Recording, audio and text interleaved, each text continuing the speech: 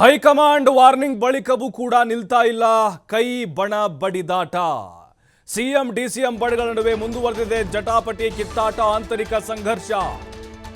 ನೋಡಿ, ಕೈನಲ್ಲಿ ಉಂಟಾಗಿರುವಂತಹ ಈ ಗಾಯ ಆರ್ತಾ ಇಲ್ಲ. ಸಿಎಂ ಹಾಗೆ ಡಿಸಿಎಂ ಬಣಗಳ ನಡುವೆ ಜಟಾಪಟಿಗಳು ಮುಂದುವರಿತಾ ಇದೆ. ಆ ಕಡೆಯಿಂದ ಕೌಂಟರ್, ಈ ಕಡೆಯಿಂದ ಪ್ರತಿ ಕೌಂಟರ್.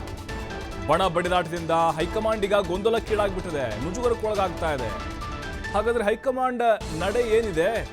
ಕಾದು ನೋಡುವ ತಂತ್ರಕ್ಕೆ ಮುಂದೆ ಮೊರೆ ಹೋಗಿದ್ದಾರಾ? ಆಲ್ರೆಡಿ ರಾಜ್ಯದವರೇ ಎಐಸಿಸಿ ಅಧ್ಯಕ್ಷರಾಗಿದ್ರು ಕೂಡ ಕಂಟ್ರೋಲ್ಗೆ ಸಿಗ್ತಾ ಇಲ್ಲ ರಾಜ್ಯ ನಾಯಕರು. ಹಾಗಾದ್ರೆ ತಲೆದಂಡದ ಮೂಲಕ ಬಿಸಿ ಮುಟ್ಟಿಸುತ್ತಾ ಕಾಂಗ್ರೆಸ್ ಹೈಕಮಾಂಡ್.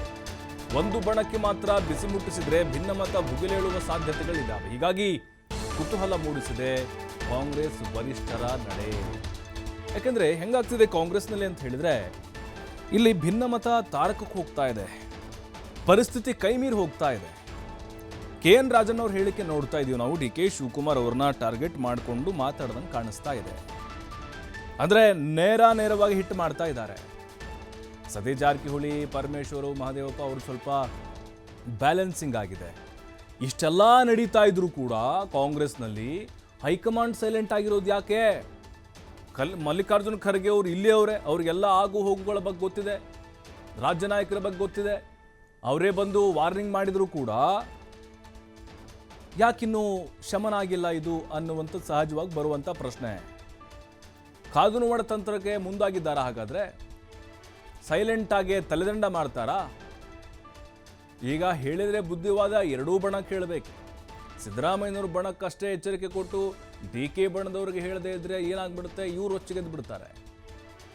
ಹಾಗೆ DK ಶಿವಕುಮಾರ್ ಅವ್ರ ಬಣದರ ಅಸಮಾಧಾನವನ್ನು ತಣ್ಣಗಾಗಿಸೋಕೆ ಹೋದ್ರೆ ಇವರು ಮತ್ತೆ ಪುಟ್ಟಿದೇಳ್ತಾರೆ, ಅವರು ಕೋಪಗೊಳ್ತಾರೆ.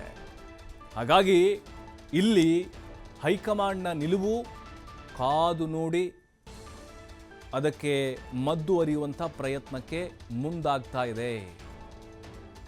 ಯಾಕಂದ್ರೆ ನೋಡಿ, ಹೈಕಮಾಂಡ್ಗೆ ಹಾಗಾದ್ರೆ ಬೆಲೆ ಇಲ್ವಾ? ಇಲ್ಲಿ ಹೇಳಿಕೆಗಳನ್ನು ನೋಡ್ತಾ ಇದ್ದೀವಿ ನಾವು.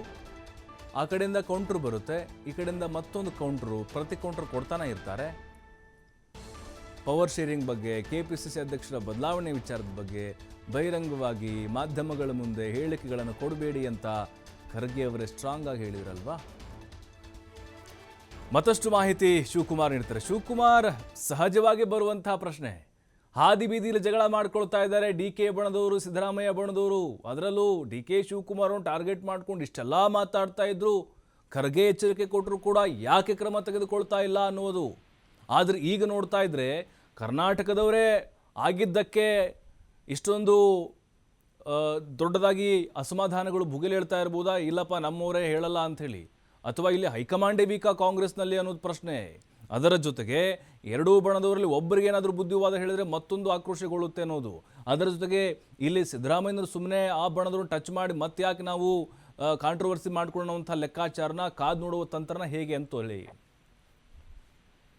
ಖಂಡಿತ ಪ್ರಭು, ಕಾಂಗ್ರೆಸ್ನಲ್ಲಿ ಇದ್ದಿರುವಂತಹ ಈ ಬಣ ಬಡಿದಾಟಕ್ಕೆ ಹೈಕಮಾಂಡ್ ಒಂದು ಬ್ರೇಕ್ ಹಾಕಬಹುದಿತ್ತು.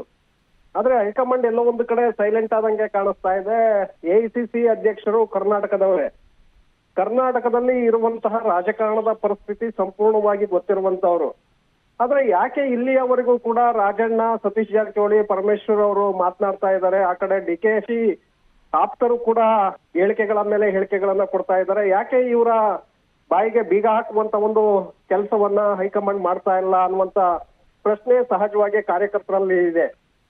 ಯಾಕೆಂದ್ರೆ ಖರ್ಗೆ ಅವರಿಗೆ ಎಲ್ಲವೂ ಕೂಡ ಗೊತ್ತಿದೆ. ಇಲ್ಲಿ ಎಲ್ಲರನ್ನೂ ಕೂಡ ಸುಮ್ಮನೆ ಇರಿಸಬಹುದಿತ್ತು. ಅವರು ಮೊದಲಿಗೆ ಒಂದು ವಾರ್ನಿಂಗ್ ಅನ್ನ ಕೊಟ್ಟರು, ತದನಂತರ ಒಂದು ವಾರದವರೆಗೆ ಯಾವ ನಾಯಕರು ಕೂಡ ಅದರ ಬಗ್ಗೆ ತುಟಿಪಿಟಕ್ ಅಂತ ಮಾತನ್ನ ಎಲ್ಲೂ ಕೂಡ ಹೇಳಲಿಲ್ಲ.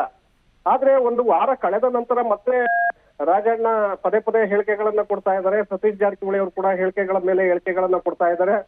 ಪರಮೇಶ್ವರ್ ಅವರು ಕೂಡ ಹೇಳಿಕೆಗಳನ್ನ ಕೊಡ್ತಾ ಇದ್ದಾರೆ. ಯಾವ ಕಾರಣಕ್ಕೆ ಇವರು ಹೇಳಿಕೆಗಳನ್ನ ಕೊಡ್ತಾ ಇದ್ದಾರೆ, ಮತ್ತೆ ಯಾಕೆ ಹೇಳಿಕೆಗಳಿಗೆ ಇನ್ನೂ ಕೂಡ ಕಡಿವಾಣವನ್ನ ಹಾಕ್ತಾ ಇಲ್ಲ ಅನ್ನುವಂಥದ್ದು. ಯಾಕಂದ್ರೆ ಪಕ್ಷ ಮತ್ತೆ ಸರ್ಕಾರಕ್ಕೆ ದೊಡ್ಡ ಮಟ್ಟದ ಡ್ಯಾಮೇಜ್ ಆಗ್ತಾ ಇದೆ. ಈಗ ಮೊದಲಿಗೆ ಖರ್ಗೆ ಅವರು ವಾರ್ನಿಂಗ್ ಮಾಡಿದ ನಂತರ ಬಿಜೆಪಿ ನಾಯಕರು ಕೂಡ ಬಹಳ ಎಚ್ಚೆತ್ತುಕೊಂಡಿದ್ರು. ಕಾಂಗ್ರೆಸ್ ಹೈಕಮಾಂಡ್ ಬಹಳ ಸ್ಟ್ರಾಂಗ್ ಆಗ್ತಾ ಇದೆ ಅಂತೇಳಿ ತಮ್ಮ ಪಕ್ಷದ ಕಾರ್ಯಕರ್ತರು, ಮುಖಂಡರಿಗೆ ಅವರು ನೋಡಿ ಕಾಂಗ್ರೆಸ್ ಹೈಕಮಾಂಡ್ ನೋಡಿ ಕಲೀರಿ ಅನ್ನುವಂತ ಒಂದು ಸಲಹೆಗಳನ್ನ ಕೊಡ್ತಾ ಇದ್ರು. ಆದ್ರೆ ಈಗ ಬರ್ತಾ ಬರ್ತಾ ಕಾಂಗ್ರೆಸ್ ಹೈಕಮಾಂಡ್ ಮತ್ತಷ್ಟು ವೀಕ್ ಆದಂತೆ ಕಾಣಿಸ್ತಾ ಇದೆ. ಇಲ್ಲಿ ಸಿದ್ದರಾಮಯ್ಯನವರ ಬಣದ ನಾಯಕರಿಗೆ ಏನಾದ್ರೂ ಬ್ರೇಕ್ ಹಾಕೋದಕ್ಕೆ ಹೋದ್ರೆ, ಇನ್ನೊಂದು ಕಡೆ ಡಿ ಕೆ ಶಿವಕುಮಾರ್ ಅವರ ಬಣಕ್ಕೆ ಸಂತೋಷ ಆಗ್ಬಹುದು. ಆದ್ರೆ ಆ ಕಡೆ ಡಿ ಕೆ ಅವ್ರ ಬಣಕ್ಕೆ ಏನಾದ್ರೂ ನೀವು ಎಚ್ಚರಿಕೆಯನ್ನ ಕೊಡೋದಕ್ಕೆ ಹೋದ್ರೆ ಈ ಕಡೆ ಇವರು ಸಂತೋಷ ಆಗ್ಬಹುದು. ಸೊ ಹಾಗಾಗಿ ಎರಡೂ ಕಡೆಗಳಲ್ಲೂ ಕೂಡ ಒಂದು ಬಣಕ್ಕೆ ಏನಾದ್ರೂ ಬೀಗ ಹಾಕುವಂತ ಪ್ರಯತ್ನ ಮಾಡಿದ್ದೆ ಆದ್ರೆ ಮತ್ತೊಬ್ಬರಿಗೆ ಅದು ಅನುಕೂಲ ಆಗತ್ತೆ. ಈ ಒಂದು ವಿಚಾರ ಇನ್ನೊಬ್ಬರಿಗೆ ದ್ವೇಷಕ್ಕೂ ಕೂಡ ಕಾರಣ ಆಗಬಹುದು. ಹಾಗಾಗಿ ಅವರು ಮತ್ತಷ್ಟು ದ್ವೇಷವನ್ನ ಸಾಧನೆ ಮಾಡಬಹುದು. ಪ್ರತಿಷ್ಠೆಯನ್ನಾಗಿ ತೆಗೆದುಕೊಂಡು ಅವರು ಹಿಡಿದ ಹಠವನ್ನ ಬಿಡೋದಿಲ್ಲ, ಅದಕ್ಕೆ ಪಟ್ಟನ್ನ ಹಿಡಿತಾರೆ ಅನ್ನುವಂತ ಹಿನ್ನೆಲೆಯಲ್ಲಿ ಹೈಕಮಾಂಡ್ ಕೂಡ ಕಾದು ನೋಡುವ ತಂತ್ರಕ್ಕೆ ಮೊರೆ ಹೋದಂತೆ ಕಾಣಿಸ್ತಾ ಇದೆ.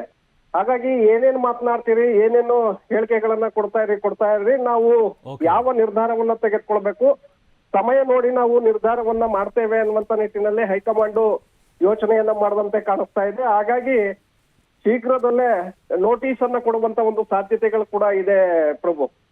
ಥ್ಯಾಂಕ್ ಯು ಶಿವಕುಮಾರ್ ತಮ್ಮೆಲ್ಲ ಮಾಹಿತಿಗಾಗಿ.